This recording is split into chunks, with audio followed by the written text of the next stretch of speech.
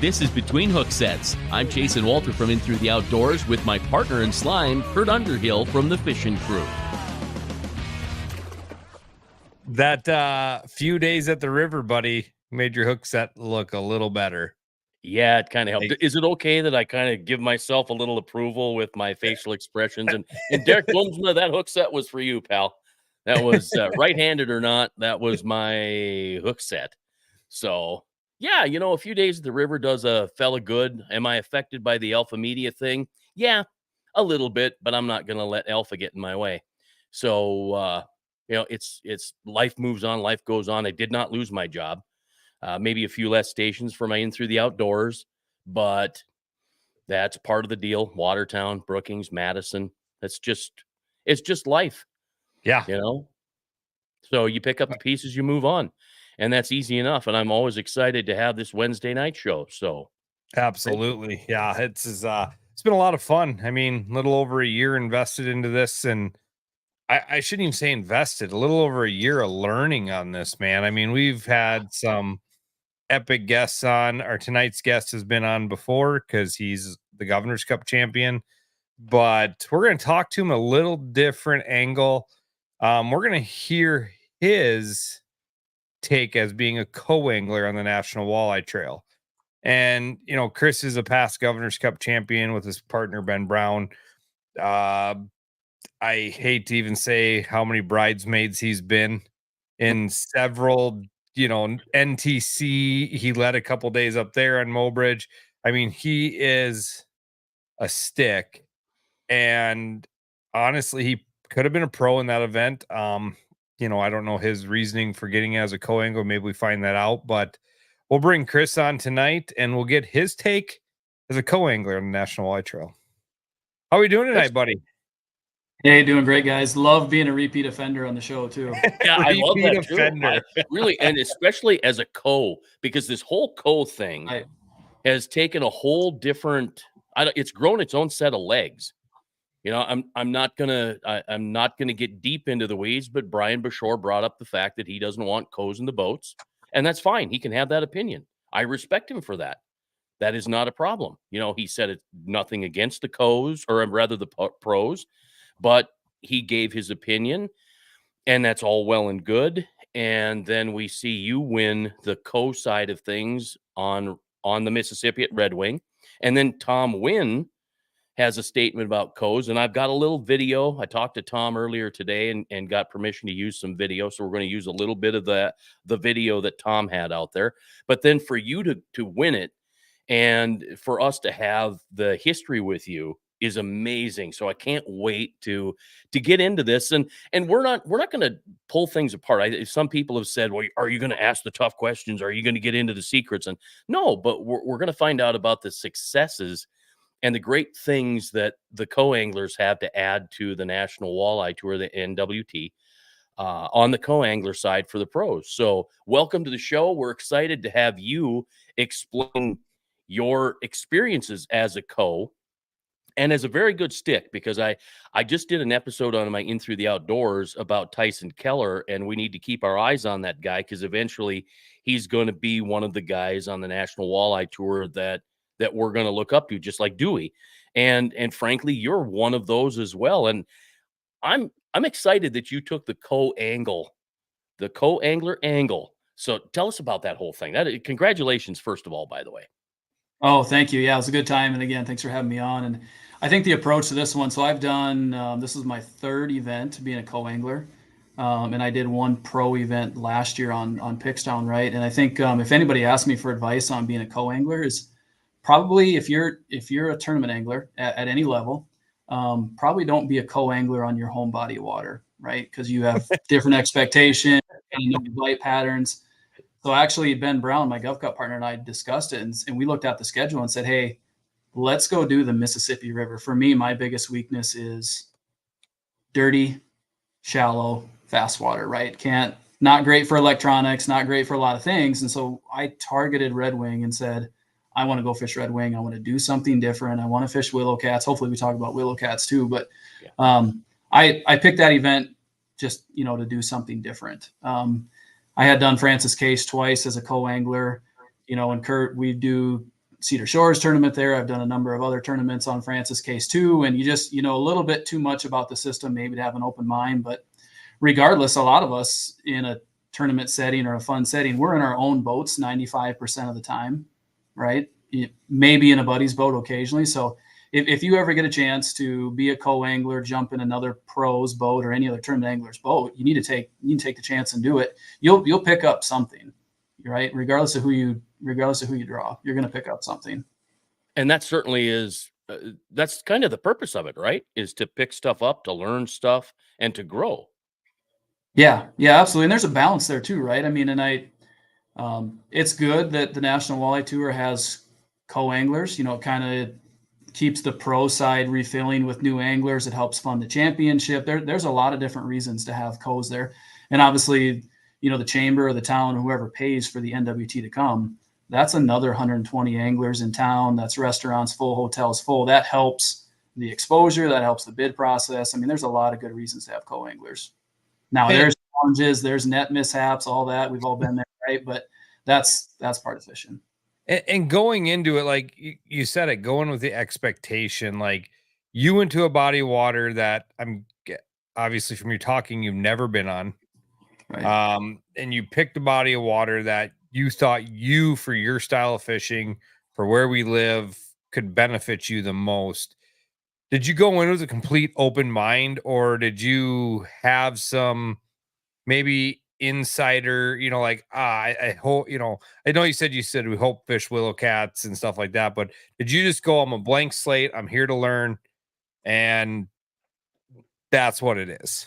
Yeah, very blank, very blank. I got very lucky that Ben's name got drawn too, so we were able to ride over together. We went to the rules meeting, and we walked out on the marina that night before the tournament, and we looked at the water, and it's like a very tannic brown water. Visibility is like 10 inches to a foot in most places, and both of us looked over the edge of the dock, and we go like, this is not like home, which is great, right? That's why we drove 7 hours. That's why we tried something different, just to see if we pick up. And just differences from home.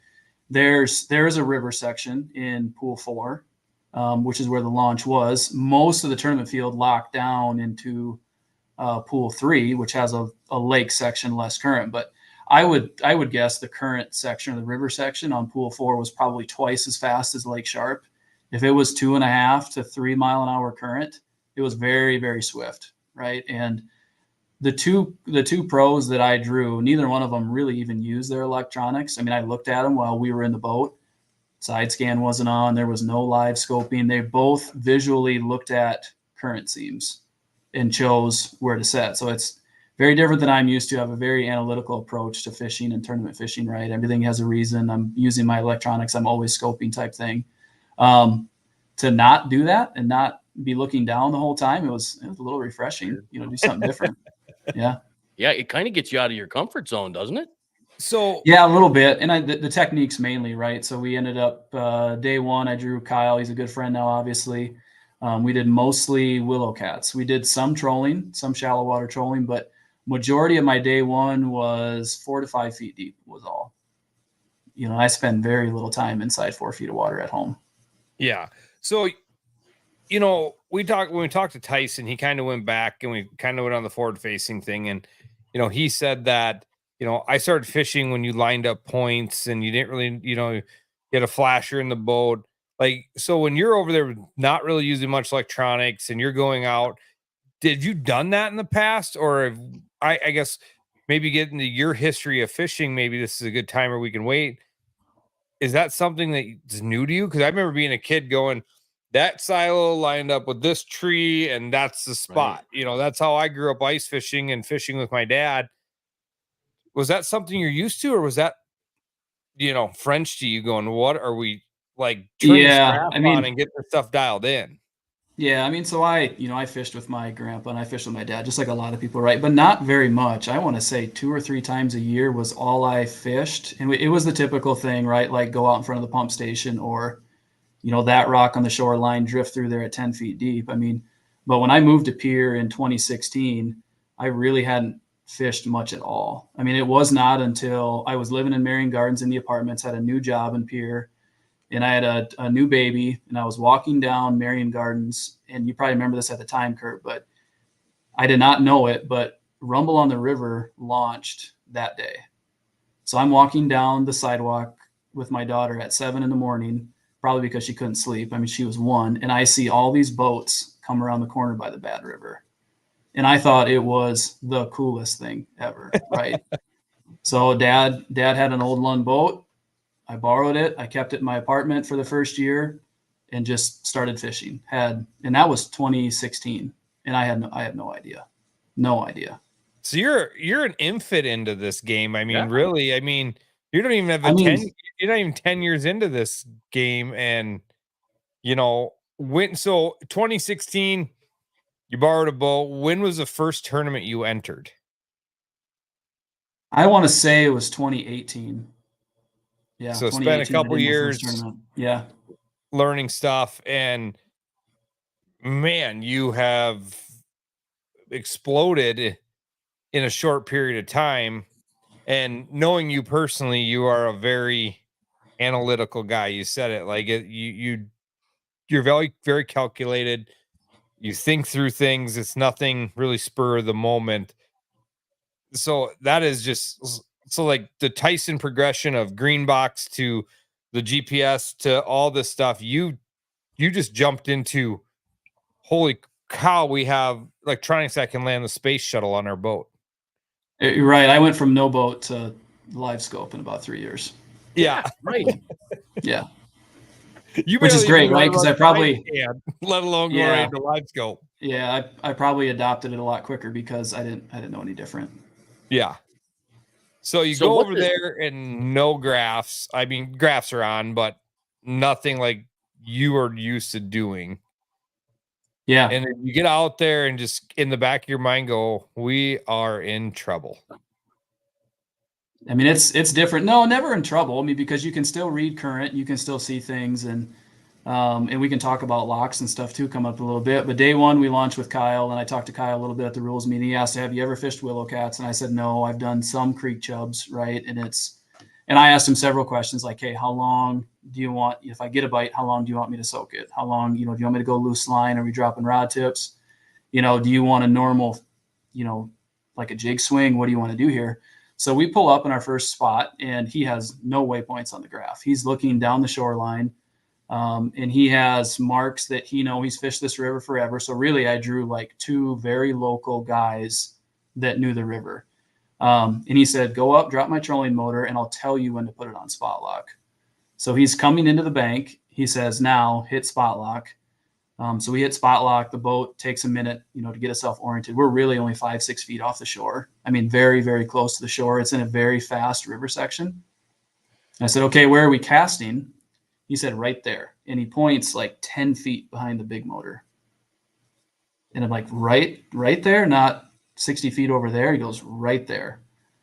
So he sets up willow cats, and he baits the willow cat for me. And if you haven't ever heard, yep, there you go. So willow cat is the easiest way to explain it. It's like half a catfish and half an eel, right? So the front half of the willow cat has those nasty barbs on the sides, just like a bullhead or a catfish does. And if you get stung by one of those, I guess it's awful. Like some guys carry EpiPens with them. They've had to go to the hospital because of it. You learn how to handle them. Some guys wear gloves when they bait their hook, and some guys don't even touch them. They just put them on the side of the boat, hold them down with a pair of pliers, and then hook them like a creek chub, right? So I said, hey, total co-angler here. Do you mind baiting that for me? Like, I don't know how I'm going to react to it. Yeah, right. And I said, hey, I'll hold it down and do it. Just show me how you want to hook it one time, and I'll do it. And he said, don't worry about it. I don't want an accident in the boat today. So he hooks it. He throws back there once. I throw back there once. We probably cycle through 2 or 3 times. We both break off. There's a big log behind the boat that he's targeting. I'm busy retying. I think I get 1 bite. It doesn't stay on. We're there 15 minutes, and he lands our over, right? Oh. He sets the hook. It's right behind the boat, 6-pounder. So 15, 20 minutes in the day, we've got our over. And now we've got all day to go for slots. we left that spot, went more to the lake area. He had a couple different current seams that we just, the next 3 hours, picked up a couple 18s, and that was it for the first day. Weighed in by 11:30. So okay. Half ouncers, 5 ounce, 3/4. Half. He had a half and a 3/4. Just depends how fast the current was. Okay. So reading the current seams and doing that stuff, I know, we live right in Lake Sharp, and Lake Walleye has some current, but was that new to you? Like, did you learn a lot from how he was reading the current seams or what he was looking for? Or was it just like, okay, we're here? Yeah. I mean, the current is so much faster that reading it is way more effective than it is here. We have, like fast current sections on Sharp, especially, up by the dam, and you can see them, but the reality is you're probably looking at side scan and you see the fish, and you kind of don't care where the current seam is. You just see where the fish are.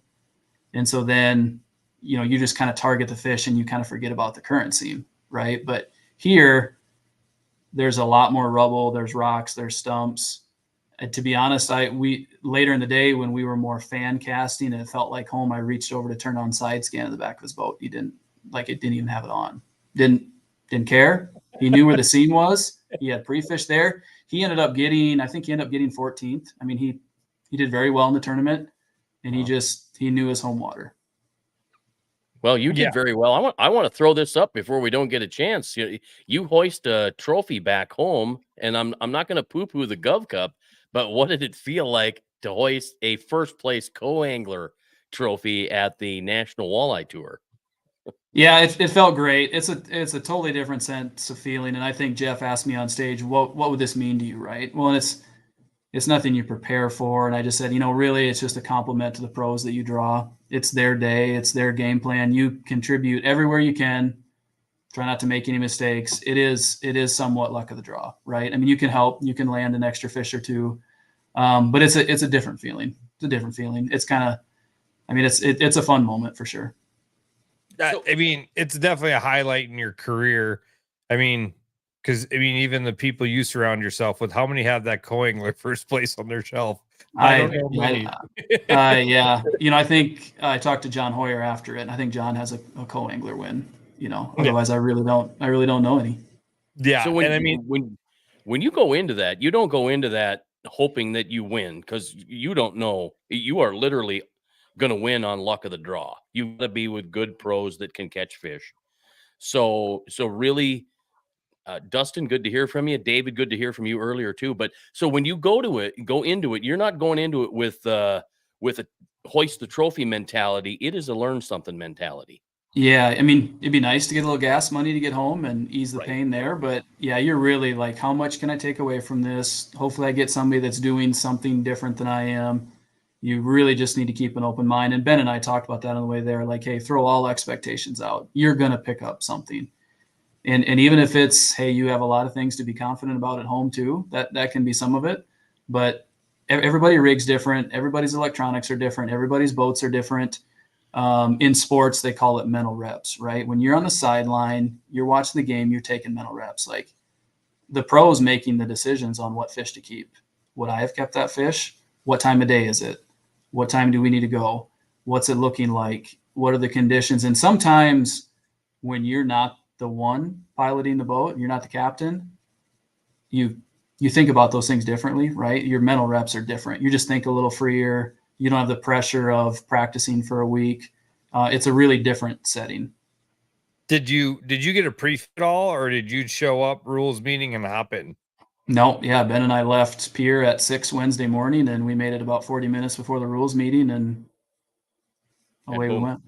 Okay, yep. So you mentioned Ben and the trip there and the conversation. How about the conversation between you and Ben on the way home? Because it had to have been different and filled with new stuff, right? Right.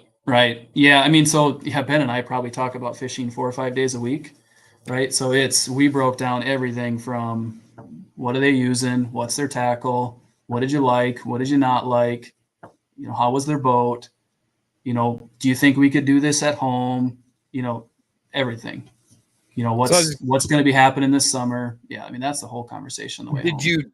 in the 2 days of being there between you or Ben, did you like bring anything home that you're like, we're going to start trying that? You know, I'm gonna go out and say, Sharp Showdown, we want to throw a camera in your boat, and you're like, not today. I'm on Operation Catch Keller. I mean, probably should say Operation Maintain Second Place. Right. Right. Yeah.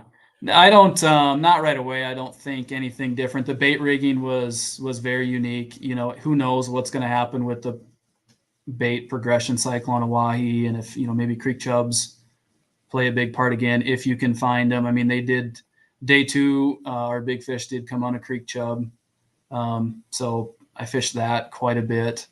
Not right offhand. I will say how they chose to fish high current much slower than we are used to fishing was pretty interesting, right? We might dabble in that a little bit. So what do you mean? Like, so they were not, what do you mean by that? Like, explain that a little more. I think I understand what you're saying, but for other people out there too, like, explain what do you mean by that? Yeah, so I think it's got a lot to do with the watercolor. So like I said, it's a very brown tannic watercolor. There's only 10 inches of visibility. And if you got in the lake section of the river or Lake Pepin, it was a lot cleaner. I know, you know, a lot of the pros were, you know, found good things that they could live scope in that section of lake. But so what I mean by that is generally if you get stained darker watercolor, you can't fish as fast, right? You can't throw plastics and glide baits and move them extremely quickly. It's more casting crankbaits for vibration and noise. It's maybe taking a willowcat, creek chubber, and minnow and moving it much slower. You know, Ben did some hand lining. He did some jigging a crawler, jigging a leech, moving it much slower. So when you're in clean water, you can, like at home, I think our fish are very visual feeders. There, I think those fish are tapping into a lot of different senses because I don't think they can see as far, right? I don't know that for sure, but it just feels like the approach is much different there. And I think fishing slower in stained water with high scent baits or high action baits. We did do some blade baiting too, right? That's a dirty water, shallow water type thing.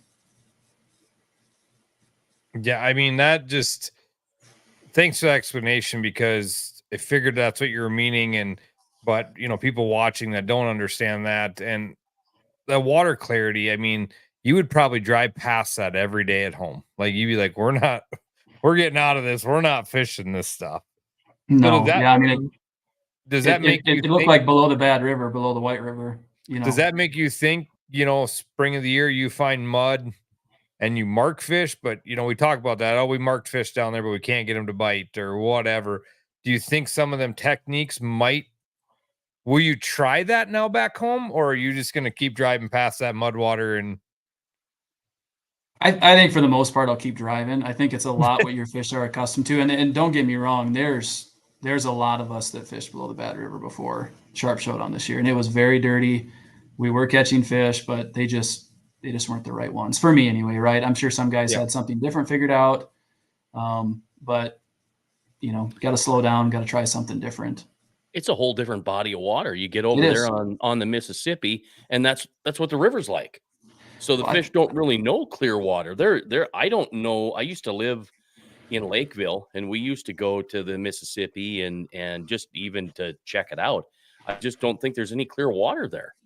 Yeah, I agree. I think it's that for a lot of the year. I think if the fish are accustomed to that, they're tapped into those other senses.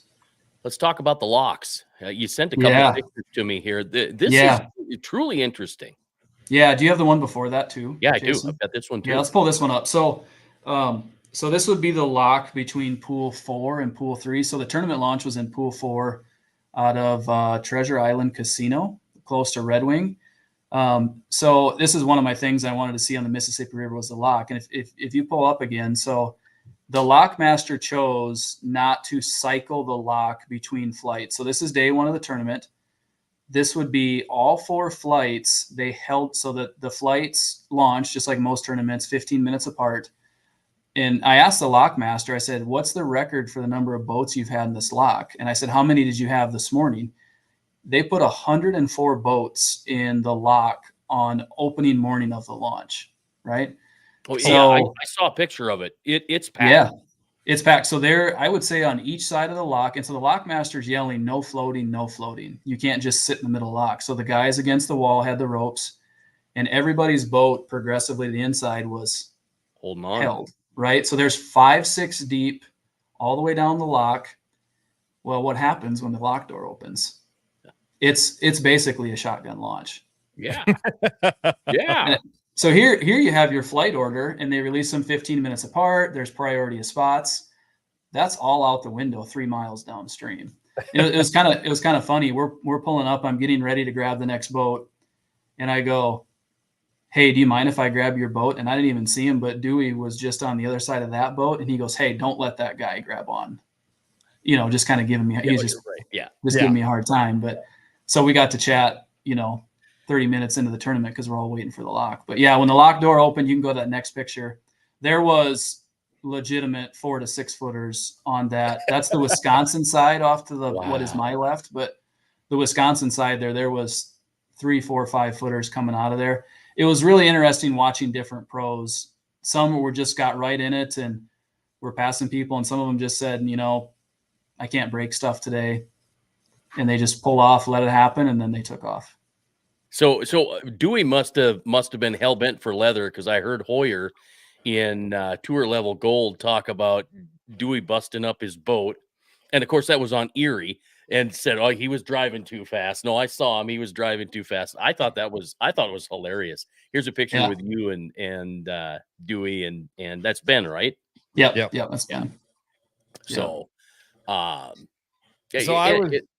the only time I've ever been in the lock, I was a little kid and some guy tied the ropes to the cleat on his boat and he was hanging there when the water went down. And the lock master didn't stop. He had to wait till the water came back up. So if you ever go through your lock, do not tie to your boat. You hang onto the rope. Yeah, I mean, that's another part of the tournament science, right? So the lock master advised, hey, you probably better be back to the lock by 1:30. Cuts your fishing really short. They have apps there that you can track when the barges are coming through, how big the barge is. Some people in previous tournaments have gotten stuck behind the barge. You don't get back in time. You can't weigh in. You're disqualified for the day. So it's a whole nother variable to the tournament day. So how long does it take that lock process? Yeah, I'm going to say you better leave 20 to 30 minutes for it if you can, if you're lucky. I mean, if the gate's opening when you get there, it probably is on the 20-minute side, but you pull up, you pull the rope, he tells you, he might say it's going to be 30 minutes until the next cycle. So you go find somewhere to fish. Otherwise you might get in and he might see boats coming, a mile down the river, and he might just wait. You might just get held there until more boats come in. And every time we locked, so obviously locked down and locked up once each day, the morning launch was extremely full. The return launch, there was probably 10 boats in the return lock. But, we were done. I was done early both days. Did you have that? I heard stories of some big barge coming on day 2. Were you part of that big barge experience? I wasn't. So we actually started in pool 4 in the morning and fished there probably 3 hours. So majority of the field, if you wanted to lock down to 3, they had to wait for that barge to clear in the morning. So really they didn't get to their preferred tournament water until, 10 o'clock, 9:30, 10 o'clock. I mean, so really from a mental preparation standpoint, you want to have something prepared in pool 4, something in pool 3, or if that's your preferred spot, just so your time's efficient if you do end up having a lock or barge situation. Yeah, like I said, that brings a whole nother aspect to the game, and we all, like I tell people, tournaments, it's more than just catching fish. There's time management, there's, fuel management, all the different things that people probably don't think about when you sign up to get in a tournament for the first time. I mean, you can probably remember your first tournament being only a few short years ago and going, and probably what you thought of then is completely different to what you think now. And absolutely. Yeah. Now you bring this whole game into it. That is, yeah. It's got to be fun though. I want to play a little video from Tom Wynn. I talked because this whole co-angler thing has gotten into the weeds, and there are some that are against it, and some that are very helpful. And Tom Wynn is he's one of those. Like I told him today, dude, you're a one in a million. Keep being you. And I love what he said. It made me think, like, we as anglers need to pay more attention. Our co-anglers can really save our tournament season and, you know, help us cash checks. My co-angler went from way down out of check range to way up and cash a check. And I went from 20 someplace to 8. Our co-anglers are very valuable. So thank you to all of you out there, all of you co-anglers who spend your money, who take off time for work, who come out and fish to learn from us. We're also learning from you. Okay. So thank you. We'll see you at the next event in Green Bay. And I can't wait to see who I get to fish with. It's going to be fun, and I hope to get to learn from each other. So see you then. Doesn't that change the atmosphere of being a co? Doesn't it elevate it a little bit more and make you feel like you want to be a part of it and that you are a part of it? Yeah, and I mean, I did Pickstown as a pro last year. I had 2 co's, and both of them were great. My guy the second day was an absolute stud on live scope out of the back of the boat on a shuttle. He actually caught one of our overs, right? So I mean, there's you know, to be honest, there's great pros. There's probably not great pros, right? There's great co's that can really help a pro out, and I'm sure there's not so great co's too, right? But that's all part of the expectation and experience. And I thought maybe in Pickstown I developed a plan to make sure a co was some advantage to me, right? If you develop a plan as a single pro to not utilize a co very well, or you're going to put them in a tough situation, it's probably not going to turn out as well. Well, and that's a great way to say it, and use these guys, you know, that's back to the mental preparation of what you think about, right? Like, it's not like bass fishing where we have a marshal or you fish by yourself. And you go back and forth. It's running tournaments. Like, do you just do a pro event like the Elite Series and that's what you got, go deal with it? But you think about that as walleye fishing is a little different. We troll, we need nets, we do stuff different, and that's really hard by yourself. And so you get that co in the boat, and that's the thing is you don't know if you've got a guy that's never fished, or you draw a guy like you as a co or a pro. You don't know. And that's part of the game. I mean, that's part of the game. Yeah, absolutely. And I think, you know, John Hoyer I think John was a co-angler, angler of the year. You know, so you could draw John Hoyer as your co-angler, right? Yeah, right. Yeah.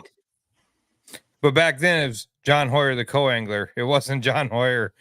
Yeah. You know, the name didn't probably punch as hard back then as it does now. Right. You know? Right. But I suspect he was probably a pretty decent co-angler. Yeah. Oh, I definitely think that. But yeah, so you go a whole different level with that. And it's great to hear from a guy that's experienced. I mean, I don't want to say super experienced because you're still an infant, but you have done some amazing things in your short career. I've written Chris Haines a lot of checks in short years, including last year's Governor's Cup. You've got a second in the NTC. I don't know how many seconds in the tournaments that we've hosted, and you've got an impressive resume for, 6 years of fishing. Yeah, and I appreciate it, right? But most anglers are really good at home, right? When it's home and you've got that infinite list of waypoints at home, what really separates some of these guys, and you even, Dewey's obviously doing fantastic. Dewey's first year on tour, I'm sure he had to take a few licks, and he's learned all these different techniques, and even him and I get to spend a little bit of time in the boat, and he'll pull something out, and I'm like, what are you doing? Where did that come from? And he saw it on the Mississippi River, or he used it at Winnebago, right? And it's just, you get to expand this list of ideas or things to try under certain scenarios, and being able to travel and being pretty versatile on a lot of different bodies of water is what separates people. There's a lot of anglers that are really good on Tuesday night league at home water when they fish 3 days a week, right? Yeah. But leaving home is what separates, what makes pros pros. Yeah, well, even for a just a weekend warrior like myself, I can fish Lake Poncet, or I can fish Thompson, or I can go fish Lake Oahe, but then all of a sudden I find myself on Mille Lacs. Okay, I got to find the mud flats. I got to, it's a whole different atmosphere when you know the lakes that you're fishing. It's that 90-10 thing. You've kind of figured out that 90% that's not holding any fish. So you kind of know where you got to go every time. Where you go somewhere new and you don't have any experience with it, it's almost like starting over. Right. Right. Yep. You know, the day you think you got it figured out is the day you're going to start going backwards, right? It's a constant learning process. So if you think you've got it whipped, you're probably heading the wrong direction. Well, Yeah. I've been heading in the wrong direction the last couple of years. Finally found the charts hidden in the GF&P website, and I'm just saying they're hidden because that's what I'm saying. I've not looked at them for years because I couldn't find them. They're not easily found. But this is a very popular lake on the eastern side. No wonder I can't catch fish in that lake anymore. And here's another popular lake that I like to fish that I can't seem to find fish in anymore. And I wonder why, because the numbers are down. Whatever. So it's forcing me to go find new lakes and to learn new things. And that's what makes you a better angler. I would guess you're a better angler now because you fished the Mississippi River. Yeah, I think so. And that's the goal, right? You can't, you don't go over there with many expectations of bringing home any money or a trophy or having a cool moment. Really, you just want to get in somebody else's boat, new water, new techniques, and just see what else is out there. Yeah, well, let's show this cool moment again, just because we can. I think that is a pretty cool deal, to add that trophy to your mantle of trophies, and your accomplishments is huge. I was lucky enough to get to know you at the Gov Cup last year, and it's interesting, out of all of the people that I met, because I traveled to a lot of the MWC, NWT events, and Tom Wynn was one of those guys on Ottertail. I went, whoa, he's a dude. I mean, this guy's got it. And Tyson was one. You were one that caught my eye. I went, okay, this guy's just not your regular average fisherman. This guy's something special. So it's great to have you on the show. It's great to know you and to be a friend with you, just for the fact that you're a great guy, a great fisherman, and we're in this industry having a blast, and you're helping us enjoy it. Yeah, no, it's fun. It's great to have passions. And then my wife asked me a couple of years ago, what are you going to do with tournament fishing? And I said, I don't know. Other than competing through my kids, which probably isn't healthy, but it's the only form of competition I have left, other than competing for promotion at work or whatever. I'm not in bowling league. I don't throw darts, and I'm a competitive person. So this is what's left for me. I mean, I enjoy the heck out of it. And then you get to do it in the outdoors with friends, even better. But I love it. And let's not forget, you did win the Pike Havens couples tournament with your wife. That is true. And if I found a way. Right, maybe my memory's a little foggy. She told you where to go and caught all the fish. That is 100% accurate. I love that. So, I mean, I didn't jump straight into doing decent in tournaments. I had a lot of bumpy ones, and she actually reminded me the other day. She said, things changed after the Pike Havens couples won 3 years ago. She gets it, right? She got it.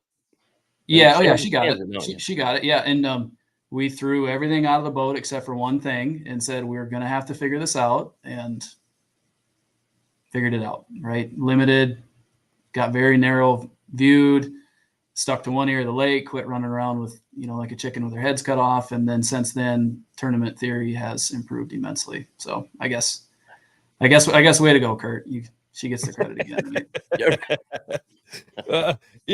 And that's the best part is you got, I know the future of traveling for walleye fishing is probably a dream for you, but right now with where you're at in life, you got young kids and, all the different things, it's probably not in the cards right now to do what Dewey or Hoyer or Tom Wind are doing. But I think there's a future someday that we might see Chris Haines chasing that national circuit.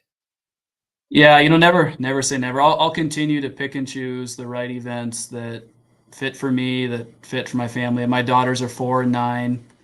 My wife works full time. I work full time. So there's only so much time in the day too, and you got to be a dad first. But I'll definitely keep picking away at events. So whether someday that's all four, I don't know, but that's not next year, and it's probably not the year after that. So how long before Ben has to worry about his seat in the cup when one of those girls get in your boat? Yeah, Ben's got a seat until he turns it down. Ben's got a seat there you go. Yeah. Well, and the kids grow up fast. Holy cats! And my kid's got 2 years left, and I swear he was just born yesterday. So it's amazing how quickly that time flies. And I guess like a guy like you, okay, so you don't do tournament fishing for another 7 to 10 years. Okay, well, you're just going to become a better fisherman. And it's not like you're going to get worse. It's not like Lake Oahe is going to become this desolate, barren wasteland of Dead Sea. So you can only get better. Right. Well, and if Lake Oahe does do that, knock on wood, we don't have another flood because we all lived through that. I mean, yeah. But Chris, I think, is a guy that's going to be able to figure out how to catch him in a tough bite. Just watching him come up. I mean, I've watched him, adversity, and all the different things, and he never even when he won the Gov Cup, I could tell his wheels were still turning. Like, okay, how do I repeat this, or what do I need? What did we do good today? What did we do bad? Even though we just won the Gov Cup, like you never quit learning, and the way you break stuff down and think about stuff is incredible. Like, I mean, it's just it never ceases to amaze me when I get guys like you in there that are just always thinking what's next. And that, like you said, I think the benefit to you is you didn't go through the green boxes and line up the shores, and you were immersed within 3 years of here's a live scope, figure it out. That was your infant stage of learning, was here you go. Yeah, well, I appreciate it, Kurt. I really do. And yeah, I mean, obviously my day job is an engineer. Like, that's kind of how I approach things. There's cause and effect. And I mean, I don't know. I'll see. I mean, Lake Oahe is my favorite place on earth. It makes complete sense to me. It's all of a sudden got very small. I remember how big it used to feel. Like, it just felt so daunting, right? And it doesn't feel any different to me now than the dam to the Bad River. Yeah, and now the fish are biting like crazy. I have to bring this up because we mentioned Dewey and we saw him in a picture. He has tied, and thank you, John Balla, for the information. I love his stuff. Dwayne has tied an NWT record with a check 9 out of the last 10 events, 14 out of 20. That is second best all time. I just wanted to give him kudos and a high five for that. That's amazing. And it's one of our South Dakota boys. Yeah, absolutely. Absolutely. So before we end tonight, you're going to take a little different turn this weekend, and you're going to come fish the Bass Cup. No kidding. So no, I mean, I know you really use much live bait in your tactics, but without going into too much detail, like, 1, why? 2, why not? Yeah. What's your expectations, and kind of what are you thinking? Yeah, I mean, so we did not do the Bass Cup last year. I don't remember why we didn't do it. I think because Kurt stacked 4 events in a week. That was it. Yeah. No, so we did it 2 years ago. I think we got like 15th or something, right? And our goal that year was to win what we call the Deep V division. So we want to beat all the walleye guys that are in the bass tournament. We want to win the Deep V division. Hey, maybe that's a division I need to start. I never thought about that. That's a great idea. Make it a side pot. If you're driving a walleye boat and you're in the bass tournament, that's its own thing. Oh, then you'll have Cody and Richards wanting me to start a pontoon division. Right. No, and I think the reason we do it, so Ben really likes to fish bass. The first year we did it, he's like, "Hey, I want to do the bass tournament." And Ben will say, like, I mean, if I catch a bass when I'm pre-fishing, I'm frustrated. I'm upset. I don't even want to deal with it. I want to move. I got other things I want to do, but it's gotten to be pretty fun. And I think what's fun for us is realistic expectations. Can we compete? How quickly can we learn what Oahe bass are doing? I mean, and there really is put me down for the tune division. Right on. Yeah, I mean, it's a fish just like anything else, and we love to compete. It's another opportunity to get out and do it. So, well, and like I've said to a few guys in the last couple of weeks, talking to the bass guys, we're really changing lately in the last few years of how we're fishing walleyes. I bet you during the Gov Cup, there's the number of boats with bait has shrunken so much. Like, we're not carrying bait. We're not, or live bait, we're just, guys aren't. I mean, guys might still have that safety net of a box of crawlers and a scoop of minnows just because, but when was the last time you put bait on your hook? Yeah, I mean, I still use bait a lot. Francis Case is a for whatever reason is like a minnow river, right? If you're there early and you're below 38-degree water, you better have a minnow with you, right? Yeah. There's just time and places that you need it. If you've got to get a bunch of slots in a hurry, you still need to put a bottom bouncer on. And I know you guys didn't believe us in our interview last year, but when we came in after day one, there was 15 rods out, including bottom bouncer rods. And that's in the Gov Cup, right? So there's still bottom bouncing spots. There's still trolling spots. There's, you have to be able to do it all. Maybe it's not the preferred method. Maybe it's not your favorite, but you still have to be able to do it all. But so what you've learned in walleye fishing is, we're learning a lot from these bass guys and what they're doing. We're bringing a lot of their techniques into walleye fishing, and maybe we tweak them a little bit so we say they're not the same, but really we're doing a lot of the same stuff. Right. But people call it something different, right? What's the latest craze in the Elite Series and MLF, right? It's hover strolling or Demiki rigging. Do you know what it is? It's a jig and a plastic. We've been throwing in the walleye world for 30 years, right? Yeah. It's a jig and a minnow or jig and a fluke. And now it's Demiki, hover strolling, all these different things. Yeah, we're not quite throwing those yet. But, not quite on the Swamp Lord yet, but that's dominating at this point. Right. But it's interesting how those two worlds cross, and really you need to be paying attention to both of them if you're trying to be on the cutting edge. Yeah, it is interesting when you bring that up, Carolina rigging and all that stuff. It's fun to talk to the bass guys and talk about the topwater bites that walleye will give up. I talk to these bass guys and they're like, well, wait till you throw a chopo and a walleye flies out of the water and grabs that thing. It's the best thing in the world. I can't wait to have that happen to me. I don't know if it ever will, but gosh, I can't wait. I went out with Casey Briggs last year and got my first topwater bass, and I never wanted to leave. It was so fun. So I get the bass, and bass are fun to catch. I caught a few walleye and a few bass over the weekend on Oahe, and the bass was just so damn much fun. The walleye came in. I knew it was a walleye, and I knew the bass was a bass because the bass was playing around, and I was fishing boulders and rocks, and it was a ton of fun. Yeah. Yeah, weather looks pretty good for the weekend for Bass Cup, Kurt. I think so. Yeah. I haven't been out yet, right? My trip to Red Wing kind of cut my pre-fishing pretty short, so we're gonna start pre-fishing tomorrow. We'll see how it goes. We didn't want to be out there today. It was a Gov Cup, walleye Gov Cup day today out there in Hawaii, and but I can't wait. You can still register till the night at midnight. We're sitting at 26 teams currently, hoping for that 30 mark. Got a couple phone calls to return after the show is over, and a couple guys get a hold of. So hoping for that 30 mark. 30, we pay $5,000 to win.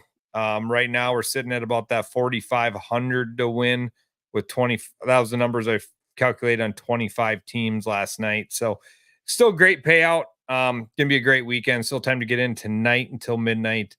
So if you've not got in, make sure you are gonna get in. And we might just have a side pot for the Deep V Vision. I really like that idea. And, so any walleye guys out there just want to take a swing at something this weekend, sign up. I mean, so you did it 2 years ago for the first time. What was your thoughts on the whole event compared to fishing the walleye tournaments? Yeah, and Tyson and I had this conversation last week because I said, "Hey, I'm doing a bass cup," and he goes, "Really?" And I said, "Tyson, you cannot understand how enjoyable it is to cull. Right? You can't cull or swap any fish in a walleye tournament. Like Yeah. it is the nicest thing to catch a 2-pounder, put it in a live well, have a limit by 9 o'clock, and you can upgrade all day. There's no decisions to make. Like that alone is worth the price of entry to be in a tournament and just Yeah, it's right. a different feeling. Right. You know what I Yeah. mean? You know, Oh, I his never reaction even was the thought of same as that yours, Greg. aspect. Yeah. No, you just I mean, and hopefully it's that easy, right? You go to your first spot, get a bunch of little ones, you got a limit, and you can fish free all day. But man, that's enjoyable to take a fish out of the live well and put it back, which never happens in the walleye world. Yeah, that's fun. I never would have thought of that either. And plenty of bass come off of bouncers. So for guys that really don't You understand can't the whole troll in this bass thing- tournament. Oh, No huh? trolling. No trolling in this You tournament. have to move rod by hand. Oh, okay. So the only two Right. bass rules I didn't follow is horsepower, and you can use a landing net. Yep. Other We than do that, appreciate that. We Yeah. would be pretty rough at landing by hand. Yeah. Well, in the first year I did it, and Brad Rich is like, "Can I use a landing net?" I'm like, "No, you can't, because I want to see you reach over the side of that pontoon to get that bass in the boat." No way. So Oh, yeah, looking forward to this weekend, Chris. Thank you for your time tonight. I know this will not be the last time we see you on this show. You have a bright future ahead of you. Your partner Ben is, Mr. Quiet, but Ben's a great dude, and yeah, you guys are a force to be reckoned with, and we'll probably see you a few more times in the near future. Well, Yeah. let's hope so. That means something good happened. So anytime you Yeah. want me on, that means something good happened. Yeah, Awesome.